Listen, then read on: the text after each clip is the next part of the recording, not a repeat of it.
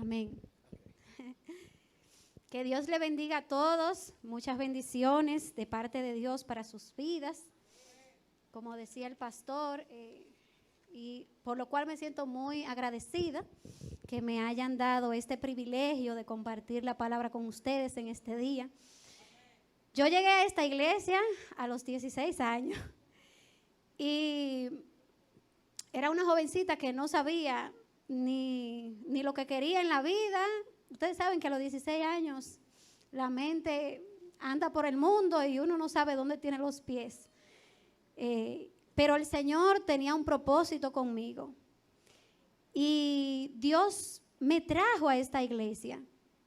Y fue para mí un espacio de amor, como dice el eslogan. Un espacio de amor que me acogió, que me recibió, que me amó. Y yo le doy gloria a Dios por ese privilegio. Y le doy tantas gracias porque cuando me convertí al Señor, mi familia se opuso grandemente. Vengo de una familia católica. Ya ustedes saben que eso es pecado, uno visitar una iglesia cristiana porque creen que, no sé qué es lo que creen como que uno se está perdiendo más. Sin embargo, y para la gloria de Dios, a pesar de que luché mucho y derramé muchas lágrimas, hoy mi madre está conmigo y me acompaña. El Señor es bueno, para siempre es su misericordia. Si nosotros confiamos en Él y ponemos nuestra confianza en Jesucristo, Él es poderoso para hacer cualquier cosa según su voluntad. Amén. Bueno, pues hoy vamos a estar leyendo la palabra de Dios en Hebreos 11, capítulo 11, verso 22. Vamos a buscar la palabra, Hebreos 11, verso 22. Y dice la palabra de Dios de la siguiente manera. Por la fe, José, al morir, mencionó la salida de los hijos de Israel y dio mandamiento acerca de sus huesos. Amado Padre Celestial, tú eres bueno, tú eres poderoso, tú eres fiel, Señor. Yo oro para que en esta mañana tú nos concedas el privilegio de conocerte más, de glorificar tu nombre, de darte toda la honra y la gloria a ti, Señor. Que tú transforme, que tú toques las vidas, Señor, de las personas que han venido aquí, Señor, buscando consuelo y buscando refugio, Señor. Tú dices en tu palabra, Señor, que tú eres escudo alrededor de los que te temen, Señor, y que tú eres fiel, Señor, en todo momento y que tú no fallas, Señor, a los que confían en ti, mi Dios. Por eso hoy yo te pido que bendigas tu iglesia, Señor, y que tú quebrantes las cadenas de los que están oprimidos, Señor, y que tú fortalezcas las rodillas y las manos de los que están cansados, oh Dios. Porque yo sé y he experimentado, Señor, que tú eres un Dios de amor y un Dios grande en misericordia, que te complaces en perdonar a aquellos que te alaban y que claman a ti, Señor, por misericordia. Gracias en este día, oh Dios. Yo nada tengo que dar, Padre, pero tú en mí, Señor, eres poderoso para obrar de acuerdo a tu voluntad, Señor. En el nombre de Jesús yo te doy gracias. Haz tu voluntad, Señor. Amén. Amén. Amén. En esta campaña de 50 días de fe, hemos venido hablando del libro de Hebreos. El libro de Hebreos es de un autor desconocido. Sin embargo, el tema central de este libro es la superioridad de Cristo, porque está dirigido a unos hermanos judíos que se habían convertido de la religión judía al cristianismo. Pero cuando arreció la persecución, ellos estaban intentando volver hacia atrás, intentando volver a sus prácticas. Pero sin embargo el apóstol le da a estos hermanos judíos razones y argumentos para que ellos entiendan que Cristo es superior al judaísmo, que Cristo es superior a los ángeles, a Moisés, a los sacerdotes y a cualquier sistema de creencia. Cristo es superior porque Cristo es el Hijo de Dios y su sacrificio es suficiente para salvar, para libertar y para dar vida eterna. Amados hermanos, yo quiero que ustedes sepan que fuera de Cristo no hay nada bueno para nosotros. Y que esta carrera de fe, ustedes saben que la carrera, el premio no se le da al que comienza. ¿A quién es que se le da? Al que termina. Cuando comenzamos esta carrera de confiar, de creer, necesitamos empezar, permanecer y terminar en fe, en el nombre de Jesucristo nuestro Señor. Amén. Así que precisamente hay una frase que dice ver para creer. Pero la fe de la cual nosotros estamos hablando no es esa fe. Es la fe que cree a pesar de las circunstancias, a pesar de que no está viendo nada. Cuando yo me convertí a mis 16, yo no sabía que este día iba a llegar. Yo no sabía, pastor, que un día iba a ser tomada en cuenta para esto tan importante. Sin embargo, ya el Señor lo sabía. Así que, ¿qué debemos nosotros hacer? Aunque no estemos viendo algo, creerlo. Miren ese testimonio de esa hermana. Ella no sabía, ella solamente creyó en el que sí sabía y que lo podía hacer. Amén. Entonces, nosotros tenemos aquí que el autor ya ha mencionado muchos ejemplos. Le voy a decir, le mencionó el ejemplo de Abel, que movido por la fe dio lo mejor a Dios, dio una ofrenda agradable al Señor. Le mencionó la fe de Noé, que movido por su fe construyó un arca en que se salvara él y su familia. Le mencionó la fe de Enoc, un hombre que dice la palabra que no vio muerte porque Dios se lo llevó. Pero antes de morir y antes de ser llevado al cielo, tuvo testimonio de que agradó a Dios, de que caminó con Dios. También le dio el ejemplo de Abraham, quien salió de su tierra y de su parentela a un lugar que él no sabía. Es decir, que para eso se necesita fe, mis hermanos. Él no estaba viendo para dónde iba, pero él salió. ¿Por qué? Porque Dios me mandó. Dios me mandó que saliera, así que yo salí. Sara, que a sus 90 años fue que vino a dar a luz a su primer hijo. ¿Por qué? Porque creyó. También menciona la fe de Jacob, de Isaac, quienes bendijeron a sus hijos, movidos por la fe, los bendijeron sobre cosas futuras que ellos no sabían que iba a pasar. Y ahora el Señor habla por medio del ejemplo de José. Y dice la palabra que por la fe José, antes de morir, cuando ya estaba casi muerto, mencionó la salida de los hijos de Israel de Egipto. ¿Y qué es la fe? Entonces, bueno, el diccionario de la Real Academia Española lo define así: confianza, buen concepto que se tiene de alguien o de algo. Pero miren cómo define la palabra de Dios la fe. Al inicio del capítulo 11 de Hebreo lo define así, que es la certeza de lo que se espera y la convicción de lo que no se ve. Entonces, es certeza, es convicción, es confianza. Es confiar en que Dios es fiel para hacer todas las cosas que Él se ha propuesto hacer. Entonces, nosotros tenemos que tener una fe firme, que no se mueva por más que vengan las circunstancias, sino que permanezca, que se quede anclada en el Dios de Abraham, de Isaac y de Jacob. Ese Dios que cuando dice algo, lo hace, lo cumple de acuerdo a su voluntad. La fe debe estar fundamentada en la confianza que tenemos en la fidelidad de Dios y no en las circunstancias. ¿Saben por qué? Porque las circunstancias cambian. Miren el ejemplo de esta pandemia, cuántos planes teníamos todos, ¿verdad? Cuántas cosas, los ricos, los comerciantes, los doctores, todo el mundo tenía sus planes y todo dio la vuelta de un día para otro. Solamente Dios es fiel. Solamente Dios no se mueve. La palabra de Dios dice que en Él no hay mudanza, no hay espíritu de variación. Él permanece para siempre. Una fe que está condicionada a lo que ve no es fe. Ustedes recuerdan a Tomás, uno de los discípulos de Jesús.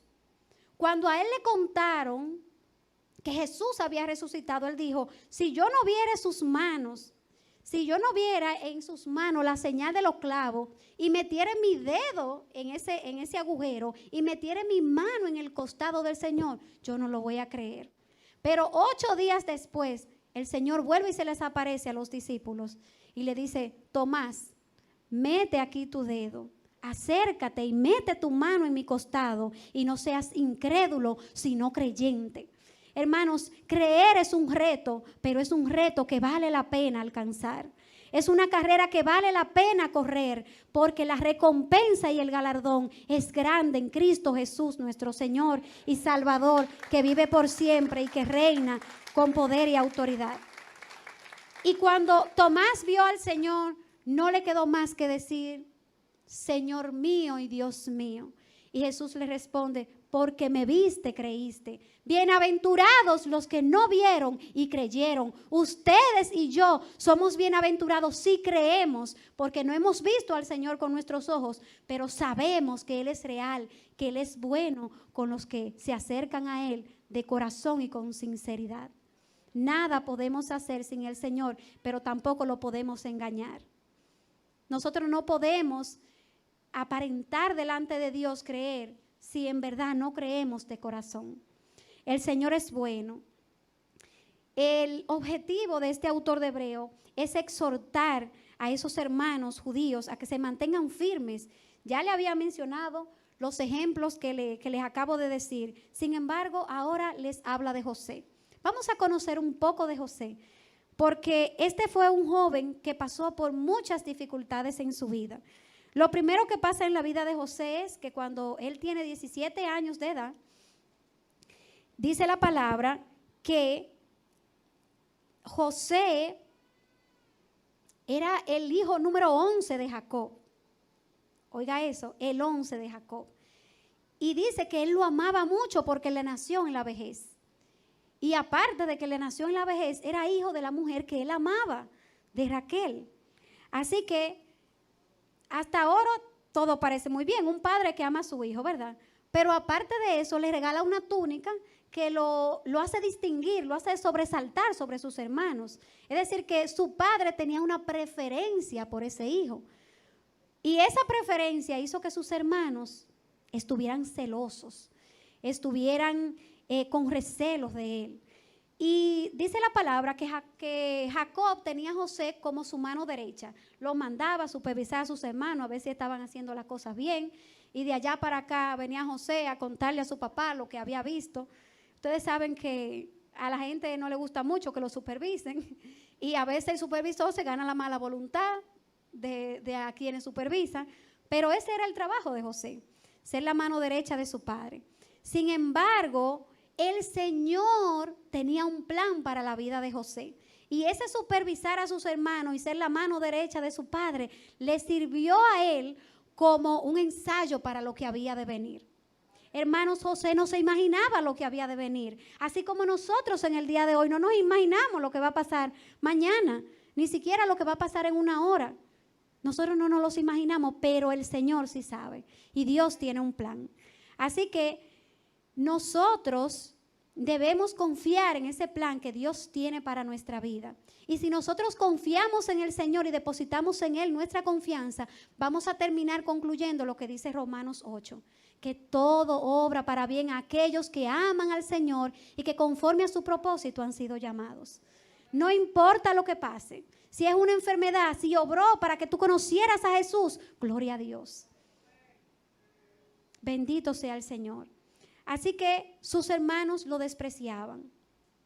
Cuando los padres tienen preferencia sobre un hijo más que en otro, eso causa mucho, mucho daño en los niños. Ustedes no saben cuánto. Así que no hagan eso con sus hijos. Ámelo a todos por igual. Demuéstrele cariño a todos. Así que los hermanos de José, movidos por ese desprecio, ¿qué hacen? Intentan matarlo. Pero el hermano mayor, que se llamaba Rubén, dijo: no lo matemos. Mejor échenlo en la cisterna. Y aunque su hermano rogó y rogó, ellos, sus hermanos, no tuvieron misericordia de él. Lo lanzaron ahí y se pusieron a comer. Cuando levantaron los ojos, vieron a unos madianitas. Así que vendieron a José, su hermano, por 20 monedas de plata. Pero Dios estaba con José. Cuando llegó a Egipto, fue vendido a Potifar, el príncipe de la guardia del faraón. Y Dios estaba con José, y todo lo que hacía José, Dios lo prosperaba en su mano. Cuando Potifar se dio cuenta de que Dios estaba con José y que todo prosperaba en su mano, encargó todo a su cargo. Ese no se preocupaba por nada, solamente dice la Biblia, por el pan que se comía. Así que José pasó de ser un niño amado por su padre a ser un esclavo, pero Dios estaba con él. Hermanos, yo les hago una pregunta. Así como era evidente que Dios estaba con José por su manera de vivir, ¿es evidente que Dios está en tu vida? ¿Pueden los demás ver que tú eres una persona de fe que te mantiene firme a pesar de las circunstancias? La fe se hace evidente, mis hermanos. Aunque no hablemos ni digamos nada, la fe se evidencia por medio de nuestro pensar, por medio de nuestro sentir, por medio de nuestras decisiones y cómo nos conducimos en la vida. Así que sin palabras nosotros estamos hablando a este mundo. Sin palabras nosotros estamos hablando. Una frase que dice que nuestras acciones hablan más alto que nuestras palabras. Y es verdad. Luego de que estaba José siendo esclavo de ese señor llamado Potifar, le sobreviene una dificultad. Y es que la esposa de Potifar lo acusa de que él quiso violarla. Así que José es metido en la cárcel. Recuerden que cuando estaba obedeciendo a su padre, a José lo metieron en una cisterna. Ahora que está tratando de honrar a su amo, no queriéndose acostar con su esposa, entonces metido en la cárcel. Hermanos, la fe verdadera tiene que ser tan firme que esté dispuesto no solo a vivir por ella, sino a morir, a sufrir por ella si es necesario. Yo conozco una historia de un señor que se llama Policarpo de Esmirna, que fue agarrado en medio de una persecución, un hombre anciano ya, y le dijeron, niega tu fe y te perdonaremos la vida. Y él le dijo, 86 años tengo confiando en Dios y ningún mal me ha hecho, así que yo no lo voy a negar. Y cuando vieron que estaba firme en su fe, le dijeron, te vamos a echar a las fieras. Y dijo Policarpo, que vengan las fieras, yo como quiera no voy a negar al Señor. Y le dijeron, bueno, pues como no le temes a la fiera, te vamos a echar el fuego. Que venga la fiera y que venga el fuego, yo como quiera no voy a dejar de confiar en mi Dios, porque ningún mal me ha hecho, sino que todo lo que me ha hecho es bien en mi vida. Así que este hombre murió por su fe, no solamente vivió por ella, sino que también sufrió por ella. Y fue partícipe de los sufrimientos de Cristo. Si usted no está dispuesto a sufrir, usted no está dispuesto a ser una persona de fe. Pero le voy a decir algo, del sufrimiento nadie se escapa. Porque el que no cree sufre y el que cree también. Entonces usted tiene que decidir, sufrir junto con Dios o sufrir sin Él. Les aseguro, mis hermanos, que es mejor sufrir al lado de Cristo, sabiendo que tenemos gozo, esperanza, vida eterna, una promesa que no se acabará. El sufrimiento sin Cristo, mis hermanos, no tiene sentido. No tiene sentido. Así que José, aún estando en la cárcel, Dios estaba con él también. Y el carcelero vio que él tenía muchas capacidades para dirigir, así que lo dejó a cargo de la cárcel. Ese carcelero no se preocupaba por nada porque José estaba a cargo. El Señor pone gracia. Cuando nosotros confiamos en Dios, el Señor se encarga de poner gracia en nosotros. Así que Dios puso gracia en José, le dio sabiduría, Dios cumplió su plan, no solo a pesar de las circunstancias, sino a través de ellas.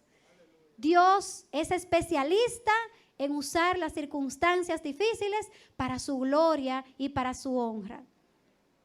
Así que José mete en preso al copero y al panadero del rey. Y José es el único que le interpreta los sueños y le dice al copero, cuando tú estés delante de Faraón, acuérdate de mí, porque yo soy inocente, yo no he hecho nada malo para estar aquí.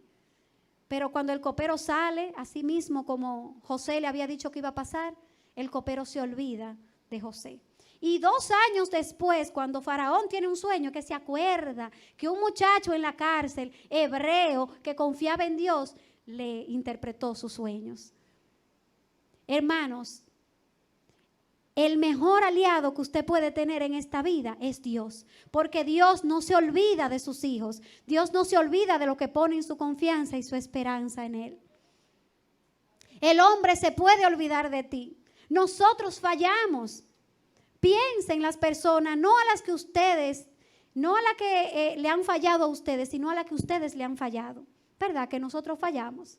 Porque pecamos, porque tenemos una naturaleza corrompida que no quiere obedecer a Dios. Sin embargo, el Señor fue fiel y se acordó de José y estaba con José.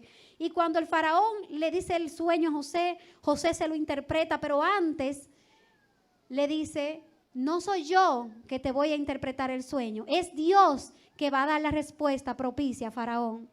Y cuando terminó esa conversación con Faraón, tengo para decirles que era tanta la gracia que José tenía y la confianza que este muchacho tenía en Dios, que el mismo Faraón dijo: pero qué hombre vamos nosotros a hallar en que habite el Espíritu de Dios. ¿Qué hombre vamos nosotros a encontrar como tú? Es decir, que la gracia que tenía José de parte de Dios era tan evidente que el mismo Faraón lo puso ahora, lo saca de la cárcel. José amanece en la cárcel, ese día se despierta en la cárcel y simplemente unos minutos después ya es el gobernador de Egipto. Eso es lo que Dios hace cuando Dios tiene gracia, favor con una persona, cuando una persona es capaz de confiar a través de las circunstancias en ese Dios tan poderoso. José fue un muchacho que se mantuvo firme en su confianza en Dios desde su juventud y hasta su muerte. Y aquí es cuando dice la palabra de Dios en Génesis capítulo 50, verso 12, encontramos esas palabras que le dice a sus hermanos. Le dice así, 50, capítulo 24 y 25. José, cuando ya estaba a punto de morir, le dice a sus hermanos: yo ya estoy para morir. Un momentito. Ok. Dice, y José dijo a sus hermanos: yo voy a morir, mas Dios ciertamente os visitará y os hará subir de esta tierra, la tierra que juró a Abraham, a Isaac y a Jacob. E hizo jurar José a los hijos de Israel diciendo: Dios ciertamente os visitará y haréis llevar de aquí mis huesos. José fue un muchacho que confió en Dios desde que era joven hasta el día de su muerte.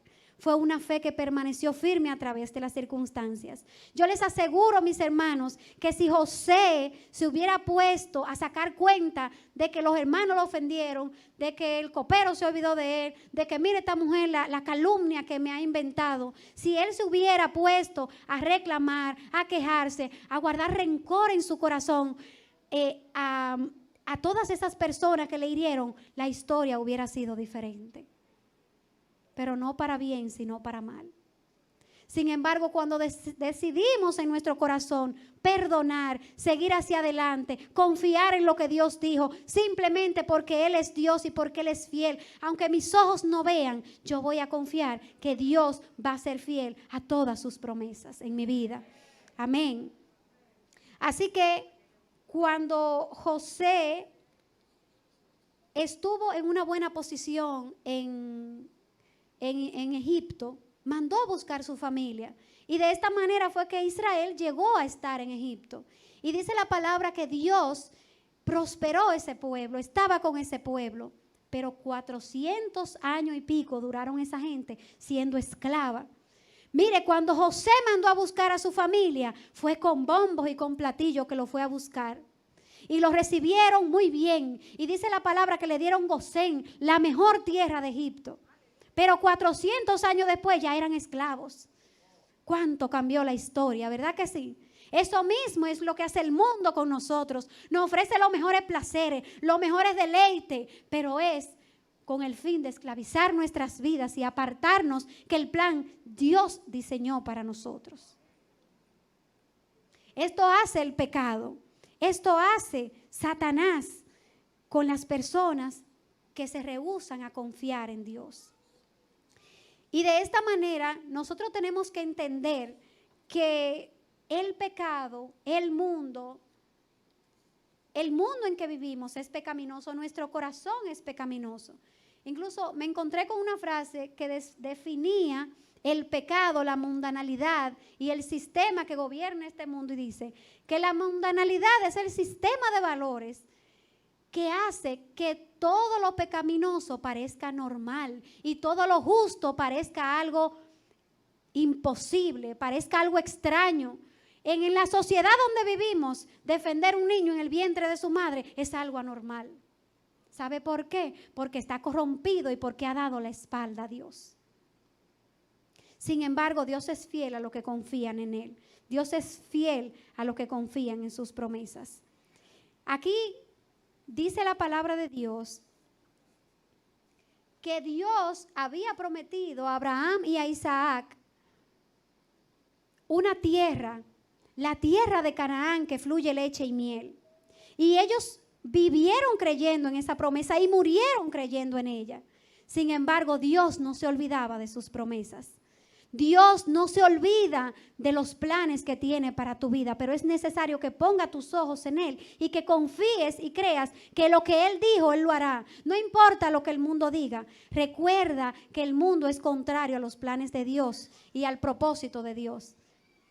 Si un cristiano no tiene lucha con el mundo, revísese, porque ya hace mucho que la corriente entonces se lo llevó. Tenemos que revisarnos, es una lucha constante con el pecado que tenemos. Dios le había prometido a Abraham, a Isaac y a Jacob esa tierra de Canaán, esa tierra que fluye leche y miel. Y cuando José estaba a punto de morir, se la recordó a sus hermanos. Recuérdense que Dios se acordará de ustedes y los sacará de esta tierra. Cuando ustedes se vayan, llévense mis huesos de aquí. Porque aunque sea muerto y en los huesos, yo también voy a entrar en esa tierra prometida. Yo también voy a entrar en ese plan que Dios tiene para mí. Pero yo le digo algo, hermano. José era creyente en Dios. José tenía una fe firme. Por eso dijo eso. Pero el que no confía en Dios, no espere morirse para tomar la decisión, porque ya será demasiado tarde. Ya sería demasiado tarde. Hermanos, a nosotros Dios no nos prometió una herencia en este mundo. La herencia de nosotros, dice la palabra de Dios, que es una herencia eterna, una patria celestial, que nadie se la puede robar, que nadie, ningún ladrón puede ir allá a robarle los tesoros a Dios. Esa patria celestial es en la que nosotros creemos. Si nosotros ponemos nuestra confianza en las cosas de este mundo o en las personas, nos van a fallar. Porque dice la palabra que el mundo pasa y sus deseos, pero el que hace la voluntad de Dios permanece para siempre. Y esa es nuestra confianza que tenemos en Dios, que Él cumplirá lo que Él ha prometido hacer en nuestras vidas. Queridos amigos, dice la palabra de Dios que sin fe es imposible agradar a Dios y que es necesario que el que se acerca a Dios crea que le hay y que Él galardona a los que le buscan. Es necesario que nosotros confiemos en el plan de Dios para nuestras vidas. Es necesario que nosotros pongamos nuestra confianza en Él. Así que, queridos hermanos, así como José se acordó que Dios había prometido algo, yo también le quiero recordar a ustedes que las promesas de Dios son eternas, que no pasan y que Dios nunca se olvida de ellas. Así que pongamos nuestros ojos en Jesús, el autor y consumador de la fe. Dice la palabra en Hebreos 12, dice que nos despojemos de todo peso y del pecado que tan fácilmente nos envuelve y que corramos con paciencia la carrera que tenemos por delante. Puestos los ojos, ¿saben quién? En Jesús, el autor y consumador de la fe. Y usted ve que José sufrió, padeció, fue rechazado por sus hermanos, por los que debían amarlo. Asimismo, Cristo vino un día a este mundo y fue rechazado, humillado, fue herido por nuestros pecados. Y dice la palabra de Dios que sufrió la muerte y muerte de cruz, pero salvó al mundo de sus pecados. Así como José fue un instrumento de Dios para salvar al mundo de aquel entonces del hambre, Jesucristo es la provisión que Dios nos dio a nosotros para salvarnos de este mundo pecaminoso y la destrucción que se avecina. Dice la palabra de Dios que este mundo no permanecerá, pero el que hace la voluntad de Dios sí permanecerá para siempre. Así que, queridos hermanos, yo les quiero pedir que se pongan de pies.